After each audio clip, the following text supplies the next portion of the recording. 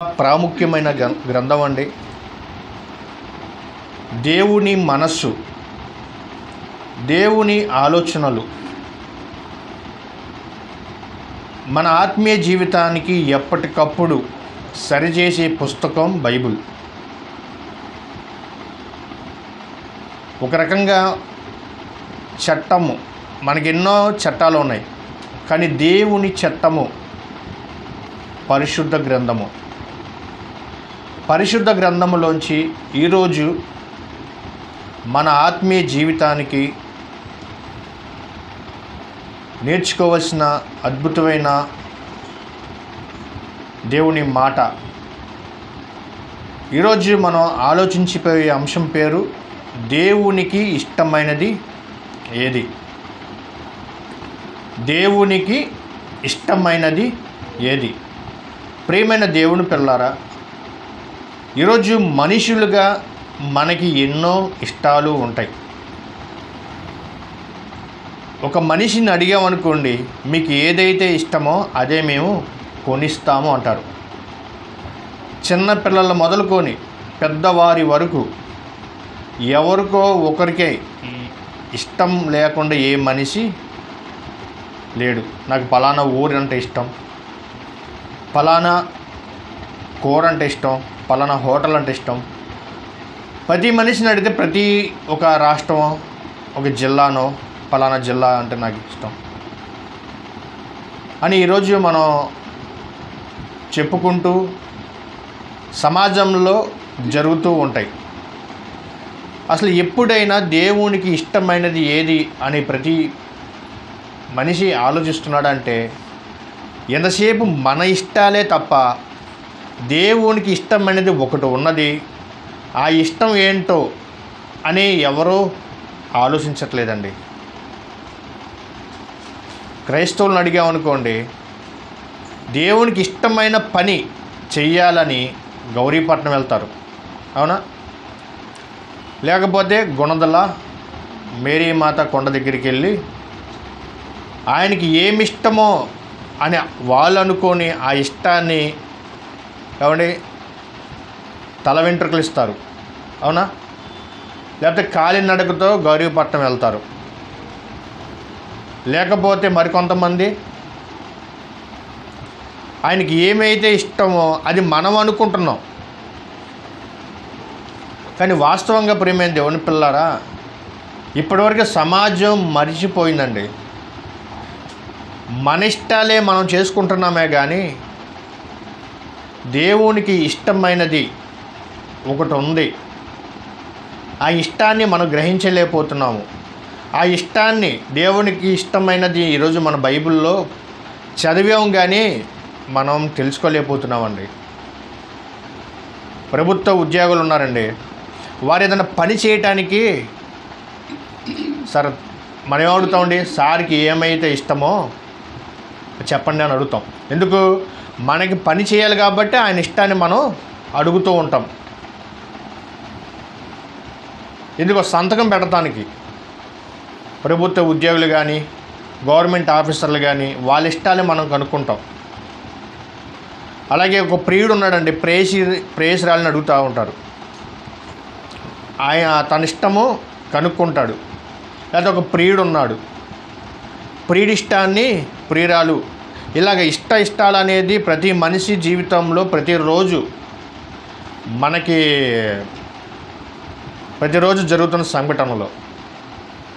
కానీ ఎప్పుడైనా సరే ఎవరైనా దేవునికి ఇష్టమైనది ఏది, అసలు ఆయనకి ఇష్టమైనది మన ఈరోజు భూమి మీద మనం బ్రతకగలుగుతున్నామా అంటే ఆలోచించండి ప్రియమైన దేవుడి పిల్లరా. మన ఇష్టాలే మనం కోరుకుంటున్నామా కానీ దేవుడికి ఒకటి ఇష్టమైనది, ఆ ఇష్టాన్ని మనం గ్రహించలేకపోతున్నామేమో ఒకసారి ఆలోచించాలండి. ఆయనకి బంగారం అంటే ఇష్టమా? కాదండి. ఆయనకి డబ్బు అంటే ఇష్టమా? కాదండి. ఆయనకి రత్నములు అంటే ఇష్టమా? కాదండి. లేకపోతే ఆయనకి ఆస్తులు అంటే ఇష్టమా? కాదండి. ఆయన ఇష్టాన్ని ఈరోజు మనం తెలుసుకున్న ప్రియమైన దేవుని పిల్లరా. అపోస్తలుడైన పౌలు గారు ఎఫెసీయులకు రాసిన పత్రిక 5వ అధ్యాయం 10వ వచనం జాగ్రత్తగా మనం పరిశీలన చేస్తే అపోస్తలుడైన పౌలు గారు 5వ అధ్యాయం 10వ వచనం, గనుక ప్రభువుకి ఏది ప్రీతికరమైనదో దానిని పరీక్షించుము. ఏమంటే దేవునికి ఏదైతే ఇష్టమో అది మనం పరిశీలన చేయాలి. ప్రియమైన దేవుని పిల్లరా, మనుషులకి ఇష్టమైందే మనం చూస్తున్నాము తప్ప మనుషులు కోరుకున్నది అదే ఇష్టమే అనుకుంటున్నామే కానీ దేవునికి ప్రీతికరమైనది ఏదో పరీక్షించాలండి. పరీక్షించాలి. దేవునికి ఏమి ఇష్టమో అని పరీక్షించాలి. దేవుడి దగ్గరికి వెళ్తాము, ఎంతసేపు మన అవసరాలే మనం అడుగుతామే కానీ దేవుడికి ఇష్టమైనది ఎప్పుడైనా ఎవరైనా చెప్తున్నారా అండి? అడుగుతున్నారా? ఆలోచించండి. దేవునికి కూడా ఒక ఇష్టమైనది ఉందండి. ఆ ఇష్టమైనది ఈరోజు మనం బైబిల్ గ్రంథం నుంచి మనం నేర్చుకుందాం. ఆ ఇష్టమైనది తెలిస్తే చాలా ఆశ్చర్యమైపోతుంది. ప్రియమైన దేవుని పిల్లరా, మనం పరీక్షించాలి, పరిశీలించాలి. యెహోవా గ్రంథము పరిశీలించి చదువుకోనండి. యెషయా గ్రంథం 34:16 ఉంటుంది. అంటే పరిశీలన చేయాలి. పరిశీలన చేస్తే మనకు అర్థమవుతుందండి. మన ఇష్టాలే మనం అనుకుంటున్నాం కానీ దేవుడికి ఒక ఇష్టమైనది ఉంది. అది ఏంటో ఈరోజు చూద్దాం. ప్రియమైన దేవుని పిల్లలు, కీర్తన గ్రంథం 147వ అధ్యాయం ఆయన ఏమి ఇష్టపడడో ముందు చెప్తున్నాడండి భక్తుడైన దావీదు గారి ద్వారా. కీర్తన గ్రంథం 147వ అధ్యాయం 10-11 వచనాలు జాగ్రత్తగా మనం చదివితే, గుర్రములు బలమునందు ఆయన సంతోషించడు. ఏం చెప్తాడండి భక్తుడు? గుర్రముల బలమునందు ఆయన సంతోషించడు. ఏమంటే గుర్రములు బలమునందు ఆయన సంతోషించడు. పూర్వం రాజులకి ఆస్తులు ఉండాలంటే ఏముండేవి తెలుసండి? గుర్రములు ఉండేవి, రథములు ఉండేవి. ఏమండి వీటి వల్ల దేవుడు సంతోషించడని చెప్తున్నాడండి. దేవుడు వాటి వల్ల సంతోషించడు. నరుల కాలి సత్తువ యందు ఆయన ఆనందించడు. ఏమండి ఈరోజు చాలా బలంగా ఉన్నారు అనుకుంటారు కదా, ఇగో నాకు చాలా కండలు ఉన్నాయి, ఏమండి నేను ఒక బాడీ బిల్డర్నని, లేకపోతే చాలామంది ఎక్సర్సైజ్ చేస్తారు, బాడీలు పెంచుతారు, లేకపోతే వాటి ఎందేమో దేవుడు సంతోషపడుతున్నారు అనుకుంటున్నారు కానీ వాటి ఎందు కూడా దేవుడు సంతోషించడు, ఆనందించడం చెప్తున్నాడండి. మరి ఎలా ఆనందిస్తాడు? 11వ వచనం అండి, తన యందు భయభక్తులు గారి వారి యందు తన కృప కొరకు కనిపెట్టు వారి యందు యెహోవా ఆనందించిన వాడే ఉన్నాడు. ఇక్కడ చెప్పాడండి. అంటే దేవునికి ఇష్టమైనది ఒకటి ఉందండి. ఆ ఇష్టం ఏంటో తెలుసా? ఇష్టం కానిది ఒకటి ఉంది, ఇష్టమైనది ఉంది. ఇష్టం కానిదేమో నీకు ఎన్ని గుర్రాలు ఉన్నా, లేక నీకు ఎన్ని రథములు ఉన్నా, నీకు ఎంత ఆస్తి ఉన్నా, లేకపోతే నువ్వు ఎంత బలవంతుడు అయినా, నీవు ఎంత బాడీ బిల్డర్ అయినా సరే దేవుడు ఆనందించడు. కానీ దేవుడు ఆనందించాలంటే దేవుని యందు ఎలా ఉండాలండి? భయము భక్తి కలిగిన వాడై ఉండాలి. ప్రేమైన దేవుని పిల్లరా, అంటే దేవునికి ఇష్టమైనది ఉంది. ఆ ఇష్టం ఏంటంటే నీవు నేనైనా సరే మనమైనా సరే దేవుని యందు భయభక్తులుగా ఉండాలి. ఆలోచించండి, ఈరోజు భయం ఉందండి. భయం ఉంటే భక్తి ఉండదు, భక్తి ఉంటే భయం ఉండదు. మరి వీటి వల్ల దేవుడు సంతోషపడతాడా? సంతోషపడ్డండి. దేవుని యందు భయభక్తులు గల వారి యందు నేను సంతోషపడును అని చెప్తున్నాడండి కన్నతండ్రి అనే దేవుడు. ఆలోచించండి ప్రియమైన దేవుని పిల్లరా, అంటే నువ్వు ఎన్ని ఉపవాసాలు ఉన్నా సరే ఆ ఉపవాసం దేవునికి ఇష్టమైందో కాదో ఆలోచించుకోవాలి. మరి చాలామంది మరి గుణదల కొండపైకి ఎలా వెళ్తారో తెలుసా అండి? మోకాలేసి వెళ్తారు. అవునా? మోకాల మీదే కొండపైకి వెళ్తారు చాలామంది. ఆ మోకాల మీద వెళ్ళే అతను దేవుడు అంటే ఇష్టంగా ఉండే అతను, ఆయన హృదయం ఎలా ఉందో మనకు తెలియదు కదండి. ఆయన దేవుడికి భయపడుతున్నాడా లేదా? దేవుడు ఏం చెప్తున్నా తెలుసా? దేవుడి యందు భయము భక్తి కలిగిన వాడి యందు నేను ఆనందించుచున్నాను అని అంటున్నాడండి. ఆలోచించండి. చాలామంది మరి ధర్మ కార్యాలు చేస్తూ ఉంటారు. ఏమండి, అనాథులకి భోజనాలు పెడతాం, కానీ ఇవి మనుషులుగా మనం సంతోషపడుతున్నాం, కానీ దేవుడు ఆనందిస్తున్నాడా లేదా ఒకసారి ఆలోచించండి. మంచిదే, చెయ్యాలి, దాన ధర్మాలు చేయాలి. అవి చేయటం వలన దేవుడు ఆనందిస్తున్నాడు. కానీ మనము మన జీవితంలో మనం దేవుడిని సంతోషపెట్టాలంటే మన హృదయం ఎలా ఉందో ఒకసారి ఆలోచించుకోండి. ఒక వ్యక్తి ఉన్నాడండి, అతను గవర్నమెంట్ ఆఫీసరు, గవర్నమెంట్ ఉద్యోగి. ప్రతిరోజు గుడికి వెళ్తాడు, ప్రతిరోజు చేతులు ఎత్తి దండం పెడతాడు, మంచిది. కానీ ఆఫీస్లో సీట్లో కూర్చోగానే చేతి కింద బల కింద చేయబడతాడు. అంటే దేంటి దానికి అర్థం? డబ్బులు ఇవ్వమని.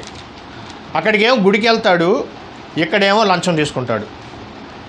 ఆలోచించండి ప్రియమైన దేవుని పిల్లరా. అంటే పైకి భక్తిగా మనం నటించకూడదు, పైకి వేషధారణగా దేవుడికి నచ్చదు. నువ్వు అక్కడ గుడికి వెళ్తున్నట్టే నువ్వు ఎలా ఉండాలంటే ఇక్కడ కూడా నీ కొరకు మరి అనాథలు ఎంతోమంది వస్తారు. లంచం కూడా పుచ్చుకోకూడదని బైబిల్లో ఉంది ప్రియమైన దేవుని పిల్లరా. లంచం తీసుకోకూడదు. అంటే యథార్థంగా దేవుని యందు భయభక్తులతో మనం ఉండాలి. అలా ఉండేవాడే దేవుడికి ఇష్టమైన వాడు ప్రియమైన దేవుని పిల్లరా. దేవునికి ఇష్టం, ఆయన ఇష్టం మనకు కావాలి ప్రియమైన దేవుడు. మన ఇష్టాలు మనకు అవసరం లేదు. దేవునికి ఏదైతే ఇష్టమో అది మనం భూమి మీద మనం జరిగించాలి. అద్భుతమైన మాటలో ఉంటుందండి నెహెమ్యా గారు రాసిన గ్రంథం. నెహెమ్యా గ్రంథము 5వ అధ్యాయం. నెహెమ్యా గారు రాసిన గ్రంథము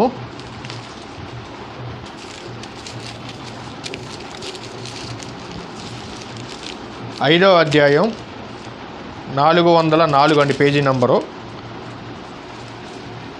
14 నుంచి చదువుదామండి. నెహెమ్యా గారు ఒక గొప్ప ప్రవక్త ప్రియమైన దేవుని పిల్లరా. మరియు నేను యూదా దేశములో వారికి అధికారిగా నిర్ణయింపబడిన కాలము మొదలుకొని అనగా ఏలుబడి ఎందు 20వ సంవత్సరము మొదలుకొని 32వ సంవత్సరము వరకు తీసుకొనలేదని చెప్పి నెహెమ్యా గారు చెప్తున్నారు ప్రేమ దేవుని పిల్లలు. నెహెమ్యా గారు ఆయన జీవితంలో చూడండి చాలా దేవుడు అంటే ఇష్టపడిన వారి వ్యక్తిగా ఉంటాడండి. నిజంగా నా ఎన్నో 4 నెలలండి దేవుణ్ణి ఉపవాసంతో కన్నీటితో ప్రార్థన చేసిన భక్తుడు నెహెమ్యా గారి ప్రేమ దేవుని పిల్లరా. ఆయన జీవితంలో ఎన్నో దేవుడికి చేసిన మేలులు ఎన్నో ఉన్నాయండి. ఆయన కూడా దేవుని పట్ల ఎలా ఉన్నాడో తెలుసా? భయభక్తులతో ఉన్నాడు ప్రేమైన దేవుని పిల్లరా. అందుకే ఆయన అధికారిగా ఉన్నప్పుడు ఆయన ఎటువంటి లంచము తీసుకోలేదు. ఆయన ఒక రాజుగారి దగ్గర ఉండేవాడు అండి. రాజుగారి దగ్గర ఒక అసిస్టెంట్గా ఉండేవాడు. రాజుగారికి ఏది తినాలన్నా ముందు నెహెమ్యా గారు తిని తర్వాత రాజుగారికి ఇచ్చేవాడు. ఈ అధ్యాయం మొత్తం చదువుకుంటూ ఉంటే నెహెమ్యా గారి జీవితంలో చాలా అద్భుతమైన ఉంటుంది ప్రేమైన దేవుని పిల్లరా. కానీ ఆయన అధికారిగా ఉన్నప్పుడు కూడా ఎవరి దగ్గర డబ్బులు తీసుకోలేదు, ఎవరి దగ్గర లంచాలు తీసుకోలేదు. కానీ ఆయన ఎవరికి భయపడ్డాడు అంటే కింద వచనంలో చదివితే మనకు అర్థమవుతుందండి. అయితే నాకు ముందుగా ఉండిన అధికారులు జనుల యొద్ద నుండి ఆహారమును ద్రాక్షారసమును 40 తులముల వెండిని తీసుకొనుచు వచ్చిరి. వారి పనివారు సహజనుల మీద భారము మోపుచూ వచ్చిరి. అయితే దేవుని భయము చేత నేను అలాగున చేయలేదు. దేవుని భయం, ఎవరి భయం ఉందండి నెహెమ్యా గారికి? దేవుని భయం. నిజంగా అండి నీతిమంతుడండి, యథార్థవంతుడండి ఎవరో నెహెమ్యా గారు. ఆయన జీవితం మొత్తం మీరు అధ్యాయం మొత్తం చదువుకుంటే ఇంత గొప్ప భక్తుడు అనే సంగతి మనకు అర్థమవుతుంది ప్రేమ దేవుని పిల్లరా. నిజంగా బ్రతికితే అలాగే బ్రతకాలండి. నెహెమ్యా గారు దేవునితో సాధిస్తాడండి, దేనితో? ప్రార్థనతో సాధిస్తాడు. ఏదన్నా కావాలనుకోండి ప్రార్థనతో దేవునిది అడుగుతాడు ప్రేమ దేవుని పిల్లరా. కన్నీటితో ప్రార్థన చేస్తాడండి నెహెమ్యా గారు. అలాంటి గొప్ప భక్తుడు ఎవరికి భయపడుతున్నారండి? దేవునికి భయపడి నేను అలాగా చేయలేదు, అంతే కదండి. దేవునికి భయపడ్డాడు కాబట్టి నేను ఎవరి దగ్గర డబ్బులు తీసుకోలేదు, వసూలు చేయలేదు. కానీ ఎవరి భయం ఉంది? దేవుని భయం ఉంది. ప్రేమ దేవుని పిల్లరా, ఈరోజు ఏదన్నా ఒక కలెక్టర్ గారి ఆఫీస్కి వెళ్ళామనుకోండి, ఒక ఎంఆర్ఓ ఆఫీస్ గారు వెళ్ళామనుకోండి, ఒక ప్రభుత్వ ఆఫీస్కి ఏదైనా సరే మనం వెళ్ళామనుకోండి, అక్కడ పని చేయడానికి ముందుగా మనం ఏం చేయాలండి?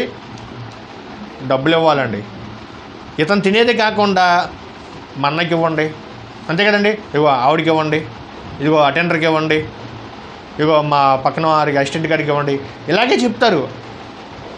కానీ నెహెమ్యా గారు నేను అలా తీసుకోలేదని చెప్తున్నాడు. ఎందుకు తీసుకోలేదంటే దేవుని యందు భయం ఉంది. ప్రేమ దేవుని పిల్లరా, అలా భయపడిన భక్తుడు, గొప్ప భక్తుడు నెహెమ్యా గారి జీవితంలో మనం చదువుకుంటూ ఉంటే మనకు అర్థమవుతుందండి. ఆయన జీవితమే ఒక చాలా అద్భుతం. ప్రేమ దేవుని పిల్లరా, ఆయన దేవుణ్ణి శోధించి అడిగేవాడండి, ఎక్కువ దేవుడికి లోబడేవాడండి, ఎక్కువగా దేవుడు అంటే ఇష్టంగా బ్రతికేవాడండి. అందుకే ఇతను కూడా దేవుడికి చాలా ఇష్టం. ప్రేమ దేవుని పిల్లలు, ఎందుకంటే యథార్థంగా బ్రతికేడు. ప్రేమ దేవుని పిల్లలు నెహెమ్యా గారు ఉన్నారా? చాలామంది చనిపోతున్నారండి. ఏమంటే దేవుని యందు తప్పిపోయిన వారు ఉన్నారా? తప్పిపోయిన వారు చాలామంది ఉన్నారు. ఏమంటే దేవుడు అంటే భయం లేకుండా దుర్మార్గంగా భూమి మీద బతికేవారు ఉన్నారా? చాలామంది ఉన్నారు. ప్రేమ దేవుని పిల్లరా, కానీ దేవుడు ఏం చెప్తున్నాడు తెలుసా? అలాంటి వారు చదవండి. కాగా వారితో ఇట్లా నేను నా జీవము తోడు దుర్మార్గుడు మరణము నొందుట వలన నాకు సంతోషం లేదు. అతను మరణించటం వల్ల నాకు ఎటువంటి ఉపయోగం లేదు. అతను మరణించటం వల్ల ఆ రకంగా భూమి మీద దేవుడి కంటే భయభక్తులు లేకుండా బ్రతికి చనిపోవటం వల్ల నాకు సంతోషం లేదు. కానీ దుర్మార్గుడు తన దుర్మార్గత నుండి మరలి బ్రతుకుట వలన నాకు సంతోషము కలుగును. దుర్మార్గుడు తన దుర్మార్గత అంతా వదిలేసి నీతిగా బ్రతికితే నిజంగా దేవుడు సంతోషపడతాడు. తప్పుపోయిన కుమారుడు తప్పు తెలుసుకొని తండ్రి దగ్గరికి వచ్చాడు. అలాగే ఈరోజు మనం కూడా ఏదన్నా పొరపాట్లు చేసినా, ఏదన్నా అబద్ధాలు ఆడినా, ఏదన్నా మనం చూడలేని చూసినా, ఇవన్నీ మనం తప్పు తెలుసుకొని ఏమంటే దేవుడు దగ్గర మన పాప క్షమాపణ కోరితే నిజంగా దేవుడు క్షమిస్తాడు, సంతోషపడతాడు. ప్రేమ దేవుని పిల్లరా, అలాగే వారు మరి మరణము పొందుట వల్ల నాకు ఎటువంటి సంతోషం లేదు. కానీ అతను మారు మనసు పొంది ఏమండి దుర్మార్గుడు తన దుర్మార్గత మరల బ్రతుకుట వలన నాకు సంతోషము. ప్రేమైన దేవుని పిల్లరా, ఆలోచించండి. అంటే మనం ఆయన మాట వినాలి, అర్థమైందండి. ఆయన మాట వింటే మారు మనసు పొందుటమే ఆయనకి సంతోషము, ఆయనకి ఇష్టం. ఆయనకి ఇష్టమైనది ఏంటంటే నువ్వు మారు మనసు పొందాలి, నువ్వు దేవుని కొరకు న్యాయంగా బ్రతకాలి, నువ్వు దేవుని కొరకు యథార్థంగా జీవించాలి. దేవుడంటే ఇష్టంగా నువ్వు ఉంటేనే ఆయనకి ఇష్టం. ప్రేమైన దేవుని పిల్లలు, అది దేవునికి ఇష్టమైనది ఏదంటే నీ హృదయం కావాలి, ఆయనకి నీ మనస్సు కావాలి. చాలామంది సంఘాలకు వస్తారు, కానీ వాళ్ళ హృదయం ఎక్కడికి ఉందండి? ఎక్కడో ఉంటుంది. అలా కాదండి. దేవుడికి ఇష్టమైనది ఏదంటే నువ్వు పాపముల నుంచి ఏమంటే ఎప్పుడైతే పరిశుద్ధంగా నువ్వు బ్రతుకుతావో, చెడు అలవాట్ల నుంచి మానుకొని ఇక నీతిగా నువ్వు బ్రతుకుతావో, దేవుడికి ఇష్టమైన ప్రేమైన దేవుని పిల్లరా, ఆలోచించండి. దేవునికి ఇష్టమైందంటే మనం మారటం కావాలి, ఆయనకి మనం పరిశుద్ధంగా బ్రతకడం కావాలి, మనం నీతిగా జీవించడం ఆయన కావాలండి. అది దేవునికి ఇష్టమైంది. ఈ విశ్వం అంతా ఆయనదే కదండి. బంగారం ఏం చేసుకుంటాడు, డబ్బు ఏం చేసుకుంటాడు, ఏమండి రత్న వైడూర్యాలు కానీ ఏం చేసుకుంటారండి? ఆయన సృష్టిలో ప్రతిదీ ఆయనదే. ప్రేమైన దేవుని పిల్లరా, చివరికి ఒక మంచి మాట చూద్దామండి. కీర్తన గ్రంథం 25వ అధ్యాయం 12వ వచనం. ప్రియులారా, యెహోవా యందు భయభక్తులు గల వాడెవడో వాడు కోరుకొనవలసిన మార్గమును ఆయన వానికి బోధించును. ఏమంటే దేవుని యందు భయభక్తులు ఉంటే దేవునికి ఏమంటే రహస్యాలు, ఆ యొక్క మర్మాలు మనకు తెలుస్తే. ప్రేమ దేవుని పిల్లరా, ఆయన యందు భయభక్తులుగా ఉండాలి. మనం మొట్టమొదటిగా భయభక్తులుగా ఉంటే ఎన్నో మార్గాలు మనకి తెలుస్తాయి. ప్రేమ దేవుని పిల్లరా, భయం ఉండాలి, భక్తి ఉండాలండి. ఈ రెండింటితో పాటు విశ్వాసం కూడా ఉండాలి. ప్రేమ దేవుని పిల్లరా, అలాగ ఉంటేనే దేవుడికి ఇష్టమైందండి. 14వ వచనం కూడా చదువుతామండి. యెహోవా మర్మము ఆయన యందు భయభక్తులు గల వారికే తెలిసి ఉన్నది. ఎవరికి పడితే వారికి తెలియదండి. ఇప్పుడు బైబిల్ 66 పుస్తకాలు అందరికీ తెలియదు ప్రేమ దేవుని పిల్లరా. ఎవరికి తెలిసిద్దండి? ఆయన యందు భయభక్తులు గల వారికే ఆ యొక్క మర్మములు తెలుస్తాయి. ఆయన యొక్క రహస్యాలు, దేవుని రహస్యాలు అనేది సంగతి తెలుస్తాయి. అంటే మనకి దేవుని యందు భయభక్తులుగా ఉంటే మనకి పరిశుద్ధాత్ముడు కూడా మనకు సహాయం చేస్తాడు ప్రేమ దేవుని పిల్లరా. మనలో ఆత్మ ఉండాలి. పరిశుద్ధాత్మ అనేది మనకు ఉంటే బైబిల్ 66 పుస్తకాలు మనకి చక్కగా అర్థమవుతుంది. అంటే మనం ఆయనకి ఇష్టమైనది ఏదండి? మనము భయభక్తుల చేత ఈ భూమి మీద బ్రతకాలి. ఆయనకి ఇష్టమైనది ఏమండి? మనసు మార్చుకొని దేవుడి వైపు తిరిగితేనే ఆయనకి ఇష్టం. దేవుని యందు నీతిగా, యథార్థంగా, భయభక్తులుగా మనం బ్రతికితేనే దేవుడికి ఇష్టం. కనుక ఆలోచించండి, మంచి నిర్ణయం తీసుకోండి.